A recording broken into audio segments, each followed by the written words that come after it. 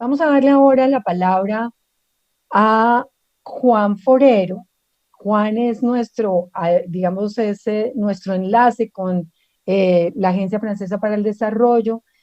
Con él hemos venido construyendo y compartiendo estas iniciativas, estos esfuerzos de conversación. Juan es el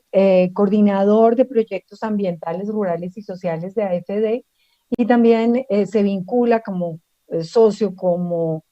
apoyo desde la AFD a este proceso de diálogos que estamos y seguiremos impulsando. Juan, adelante, por favor.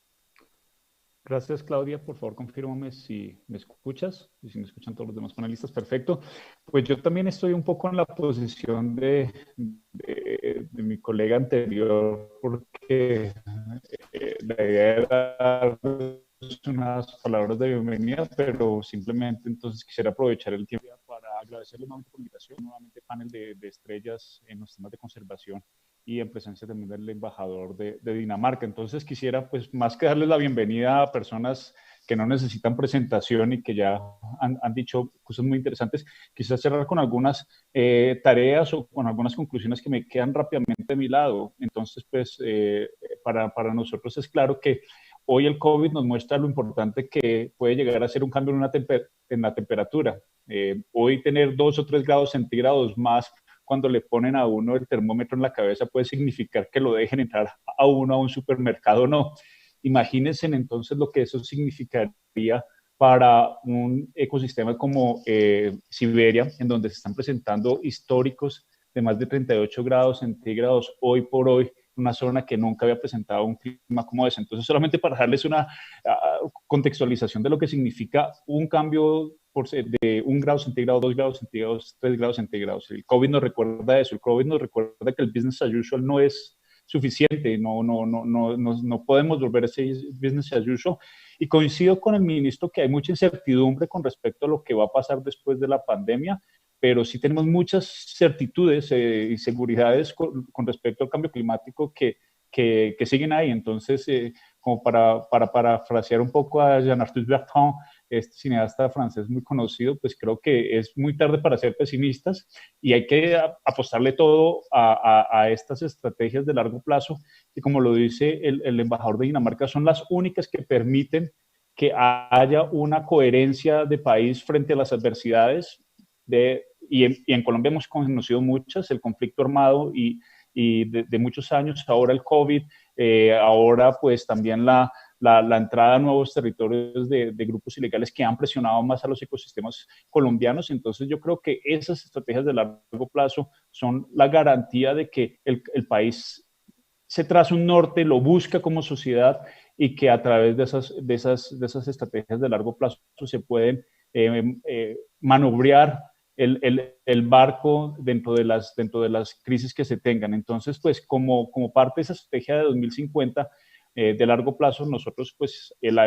hace un par de días también lanzamos con el Ministerio de Ambiente y con otros socios aquí en Colombia la estrategia de Colombia de 2050, que es precisamente esa oportunidad que tenemos como sociedad de ponernos de acuerdo sobre lo fundamental y cómo vamos a llegar a 2050 con una economía descarbonizada y que potencie muchas de las cosas que tiene Colombia como país, pero que limite también muchos de los riesgos que estamos viviendo como sociedad y que incluso durante el COVID se han marcado más. El ataque a los ecosistemas no ha cesado, sobre todo, pues, por ejemplo, en países como Brasil, la lucha de las comunidades que resguardan esos ecosistemas también sigue estando muy fuerte. Entonces, pues ahí la invitación es a que, a que a que haya ese vínculo muy fuerte en esa recuperación post-COVID, porque sin lugar a dudas eso nos va a poner muchos más desafíos, como lo mencionaba Manuel al principio, sobre nuestra recuperación. Y pues yo solamente para terminar, quisiera entonces recalcar la importancia de cómo materializar estos diálogos que estamos teniendo en diferentes contextos, bueno, estos diálogos cada vez más virtuales, porque todavía no podemos ir a los territorios, pero entonces cómo el diálogo de Talanoa puede transformarse en otra cosa, cómo los diferentes diálogos pueden transformarse en algo que tenga una incidencia más fuerte a nivel de políticas y a nivel de gobiernos. Y entonces ahí simplemente como tarea les quisiera compartir más adelante, pero pues aquí lo menciono muy, muy rápido, es la iniciativa de los ciudadanos en Francia, que acaba de ser publicado un reporte de 150 ciudadanos que fueron escogidos al azar para ser parte de un comité ciudadano, una convención ciudadana que presentó sus recomendaciones al gobierno, al Estado francés, acompañada de expertos y de conocedores también en diferentes disciplinas, y presentaron justamente ahorita en junio su primer informe o sus primeras recomendaciones, y esto incluye cosas pues que nosotros conocemos y que se han hablado acá, y otras cosas revolucionarias como que se obligue a las empresas a poner la contribución carbono de un producto o de un servicio dentro de sus etiquetas, para que el consumidor conozca entonces de primera mano este tipo de información, que las políticas públicas se enfoquen mucho más sus ayudas a este tipo de empresas que buscan la carboneutralidad, que los inversionistas busquen también este tipo de inversiones y que se desplacen de inversiones que fomenten cada vez más la presión sobre los ecosistemas y el aumento de la temperatura. Entonces yo creo que este ejercicio que se llama la Convención Ciudadana por el Clima, y que repito, juntó a 150 personas del común, es un ejercicio democrático para incluir esas ideas y volver las políticas públicas. Entonces,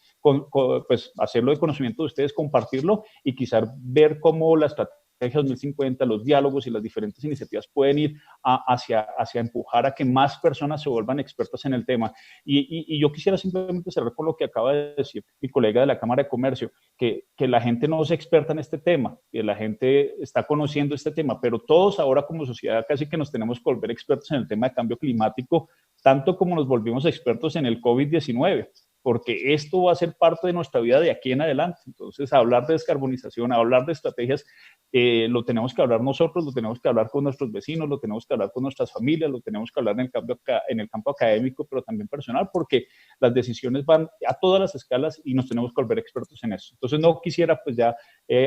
alargar mi intervención y pues agradecerles nuevamente este esfuerzo de hablar sobre el tema, de llevarlo cada vez más a otros foros.